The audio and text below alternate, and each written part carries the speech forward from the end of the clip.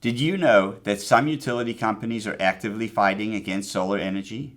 This video reveals why utility companies are concerned about solar energy and how it could impact your solar investment. In our service area, we're seeing the utilities push back or provide resistance in a variety of different ways against solar. One of those being limiting the amount of production that solar can produce or being able to calibrate or dial it in for the customer. Talk to us about that. Yeah, so right now there's one utility in our service area that currently does that, and that's PPL here in Pennsylvania. Yeah. And what they do, if you connect to their grid, you have to sign an agreement that basically says they can connect their monitoring device to your inverter, they can see what's going on, they can adjust it at their whim up to a certain percentage. And I know that has some people concerned. What we've seen, Warren, is we had a customer recently that we looked into this that had their production was being affected by PPL's adjustments. Right. We looked at that. What we noticed was they would adjust the inverter up to 90% of its production. So instead of being a 10 kW inverter, it's now a 9 kW inverter. They would adjust it by up to 10%. And we've confirmed with them that they're not going to go greater than that 10% reduction. So what does that mean for the customer? I mean, in this situation, the customer might lose up to 3 to 5% of production over a year. Right. If the utility was to do that every hour of every day for the whole year, I think it's going to be significantly less than that because the utility is not doing it every day, every hour for the whole year.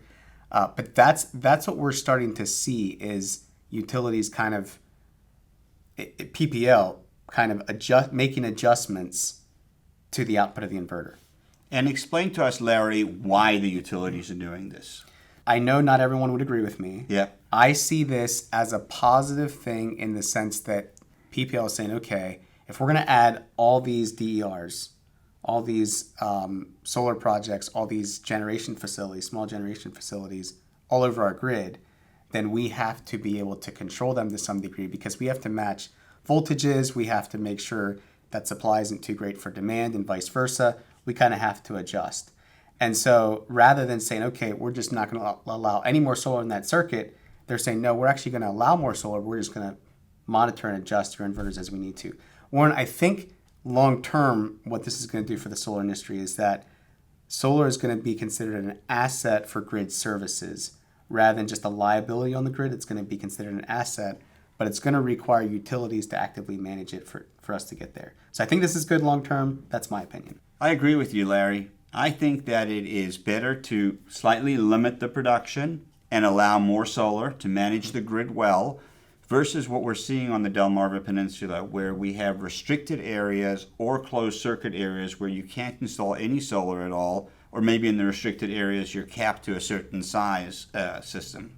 Right, exactly. And I think as a solar industry, we have to accept the reality that you can't turn on and turn off solar whenever you want. Yeah. It produces when it produces. And Right. so I think we have to accept that either it needs to be controlled or monitored in some way, or you have exactly what you said in Eastern Shore where you're limited. In some cases, you can't install any solar on that circuit. Right. Or maybe it's capped at 50 kW or some other system size, and that makes it really challenging and impossible for our customers to go solar. All right, now let's talk about net metering and the battle against net metering. We've seen some changes coming in Virginia. We've seen significant changes in California. And several years ago, we saw changes in New York, and we expect that to continue. Yeah, absolutely. So there's this whole battle where the one side is saying, okay, net metering is actually an incentive for people that can go solar, Yeah. and it's making everyone else pay for their solar projects, where people on the solar industry side are saying, no, hang on a second, you're not seeing the full value of solar like producing during peak times and the environmental benefits and some of those things. So that's an ongoing battle. And we're seeing that play out all over the U.S. We saw it play out in California. Yeah. Like you mentioned New York. We saw it play out there. Virginia and West Virginia are two others that are coming up here in the next year or so. There's going to be some significant changes that are typically these changes are negative for solar. Right. But I do think that there's validity to the point that once you go solar, you're still, as long as you're assuming you're grid tied, you're using the infrastructure of the grid to a larger extent than maybe your customer fee. And you have the same expectations of the grid that when your solar is not producing, that you're going to be able to pull energy off the grid. And so I think that there's some fairness in the fact that even those who go solar should be paying their fair share for grid services. Yeah, and the question is, what is the fair that? share? And that's the big question. Yeah, right. so that's probably going to be a data-driven decision, but right now there's not enough data in a lot of places to figure out what that is. So that's it's going to be nuanced. So let's talk about now how solar impacts the utility grid, and maybe start off with talking about how the utilities are losing revenue from people who are going solar. Mm-hmm. Yeah, so we talked a lot about the kind of the technical aspect, like how do we get all these distributed resources onto the grid? Yeah. But it's also important to talk about the business aspect for utilities. And I mean, loss of revenue is a real thing. Yeah. Now, here in Pennsylvania, the utilities do not own the generating facilities. So that's split.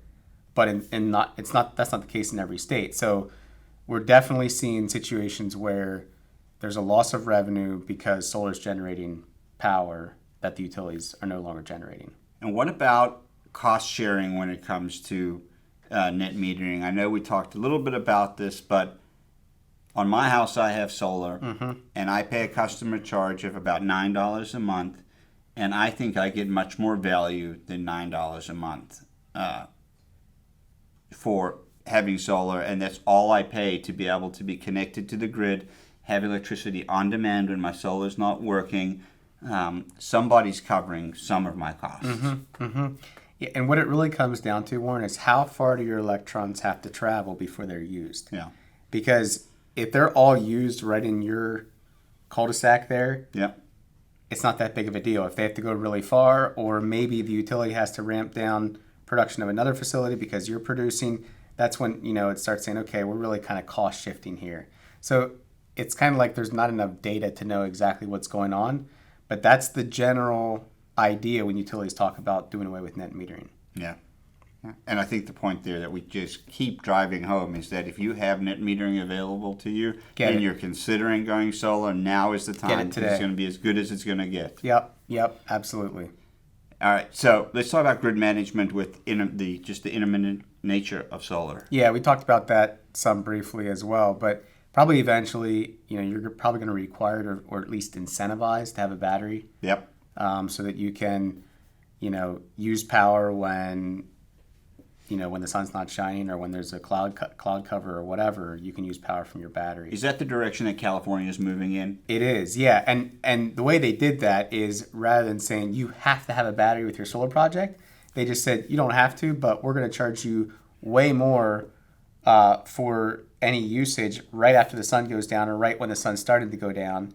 And so people are like, okay, well, I'm just going to have a battery then, because I'm going to use my excess from during the day and use it in the late afternoon when it's more costly. And reduce at the same time what we're going to reimburse you for solar that you send back to the grid. It's not going to be worth it. You'd much rather save that in a battery or some sort of storage. Yep. What about constraints on long-term business viability? We're always going to need the utility. Yeah. I think we'd be overreacting to say that, hey, everyone can go off grid, we can do without the utility. I don't think we're anywhere close to that, at least not for the next number of decades. We're pretty far from there. We're going to need the utility. Utilities like their monopoly. That's what they're used to. They're used to being a monopoly. You have to buy from me. And so this is kind of upending that a little bit. But I think overall it's going to be better for everyone, because now there's choices.